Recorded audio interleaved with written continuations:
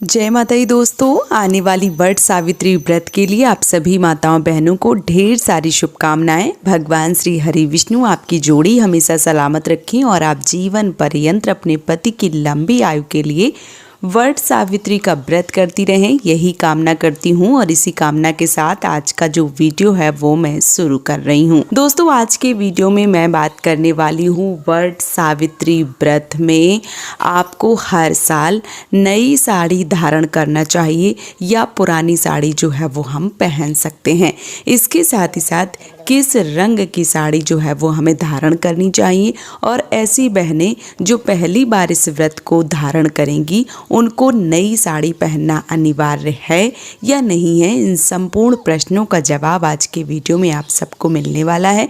तो चलिए शुरू कर लेते हैं आज का वीडियो और जान लेते हैं वट सावित्री व्रत नई साड़ी के बारे में महत्वपूर्ण जानकारी। जैसे कि आप सबको पता है कि वट सावित्री व्रत आने वाला है। आने वाली 26 मई को दिन सोमवार को पूरी विधिवत रूप से जो वट सावित्री का व्रत है वो रखा जाएगा। ऐसे में बहुत सारी ऐसी बहनें हैं जो पहली बार इस व्रत को धारण करेंगी। उनके मन में ये प्रश्न आता है कि नया व्रत अगर हम धारण कर रहे हैं तो हमें नई साड़ी धारण करने की आवश्यकता है या नहीं है। तो देखिए, जब आप नया व्रत करती हैं तो कोशिश करिए कि आप अपनी शादी का जोड़ा, शादी का लहंगा, शादी की साड़ी, फेरे की साड़ी जो है वो पहने, वो ज़्यादा उत्तम है। क्योंकि जब हम शादी में वो वस्त्र धारण करते हैं, कई सारे वेद मंत्रों से वो वस्त्र जो है वो हमारे बहुत ज़्यादा पावन और पवित्र हो जाते हैं और वो साड़ी का या वो लहंगे का कोई मुकाबला नहीं होता है। तो हमें कोशिश करनी चाहिए कि अपने शादी का जोड़ा, शादी का लहंगा या शादी के फेरों के समय पहनी गई साड़ी जो है वो पूजा पाठ में पहननी ही चाहिए। अगर आप पहली बार इस व्रत को कर रही हैं या कभी भी व्रत को कर रही हैं तो कोशिश करिए कि आप अपनी शादी का जोड़ा ही पहने। लेकिन कई बार बहुत सारी ऐसी बहनें होती हैं जिनका शादी का जोड़ा या शादी की साड़ी या शादी का लहंगा नहीं होता है, या वो परदेश में होती हैं, वो चीज़ें घर पे रखी होती हैं, या कई बार अशुद्धि के अवस्था में पहने गए वस्त्र होते हैं तो फिर उनको समझ में नहीं आता है। अगर आपके पास हैं तो आप उनको ज़रूर पहनिए। अगर अशुद्धि की अवस्था में आपने पहन लिए हैं तो उन वस्त्रों को अभी टाइम है ड्राई क्लीन या आप अपने हाथ से भी जिस प्रकार के वस्त्र हैं, अगर बाहर से धुल सकते हैं तो बाहर से धुलवा सकते हैं, घर पे धुल सकते हैं तो घर पे धो के साफ स्वच्छ वस्त्र जो है वो कर लेने चाहिए। अगर ऐसी बात है कि वस्त्र जो हैं वो आपसे दूर हैं, आप नहीं पहन सकती हैं, तो ऐसी अवस्था में अगर आपका बजट अच्छा है तो आप नई साड़ी ले सकती हैं, पहन सकती हैं, कोई दिक्कत कोई परेशानी जो है वो नहीं है। अगर मान लीजिए कि नया साड़ी या नया लहंगा या नए परिधान जो हैं वो लेने का बजट आपका नहीं है, क्योंकि शादी होती है या बहुत सारे खर्चे जो हैं वो अभी लगे रहते हैं और आपका बजट बिगड़ रहा है, आप नहीं ले सकते हैं, तो ज़रूरी नहीं है कि आपको नई साड़ी ही पहनना है। पूजा के समय आपको जो वस्त्र हैं वो साफ स्वच्छ धुले हुए वस्त्र जो है वो धारण करने चाहिए। नए वस्त्रों का विधान किसी भी धार्मिक पुस्तकों में, किसी भी ऐसी जगह पे आपको नहीं मिलेगा कि आपको नए वस्त्र धारण ही करने चाहिए। हाँ, सब जगह ये जरूर मिल जाएगा कि आपको साफ और स्वच्छ वस्त्र धारण करने चाहिए। तो ये हो गई जो बहनें पहली बार इस व्रत को कर रही हैं। जो बहनें शुरू से इस व्रत को करती चली आ रही हैं उनके मन में ये प्रश्न आता है और कई बार प्रश्न मुझे मिलते रहते हैं कि क्या हम वट पूजा में नई साड़ी पहने।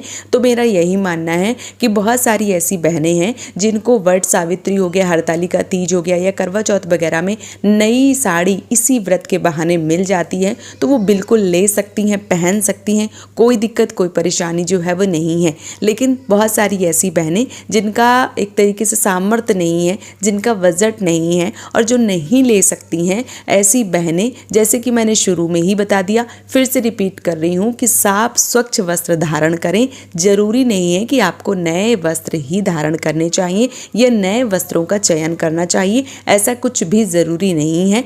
आप वस्त्र जो भी हैं आपके पास वो धारण कर सकती हैं। अब बात आती है कि किस रंग के वस्त्रों का चयन हमें करना चाहिए। तो पूजा पाठ जब हम करते हैं, जब हम किसी ऐसी जगह पे जाते हैं जहाँ मान लीजिए मंदिर हो गया, जैसे पूजा का प्रांगण, या कोई भी व्रत हो गया, ऐसी अवस्था में हमें कोशिश करनी चाहिए कि लाल, पीले या नारंगी वस्त्र या ऐसे वस्त्र जो बहुत ज़्यादा डार्क कलर के ना हो, ऐसे वस्त्रों का चयन जो है वो करना चाहिए। तो पूजा में आप पहली प्राथमिकता दें पीले वस्त्रों का, लाल वस्त्रों का या मरून वस्त्रों का। और अगर मान लीजिए ये वस्त्र नहीं है तो फिर जो काला है और नीला है इन वस्त्रों को ना चयन करें। और जो भी लाइट कलर के कपड़े हैं जैसे सफ़ेद कपड़ा हो गया वो ना पहने। तो मेरा यही मानना है कि डार्क कलर जैसे काला हो गया, डार्क एकदम से नीला हो गया या सफ़ेद वस्त्र हो गए, कम से कम इन वस्त्रों का चयन नहीं करना चाहिए पूजा के दौरान। बाकी आप किसी भी रंग के वस्त्र जो हैं, जो परिधान है, जो साड़ी है, लहंगा है, सूट इत्यादि जो भी है वो आप पहन सकती हैं। कोई दिक्कत कोई परेशानी जो है वो नहीं है।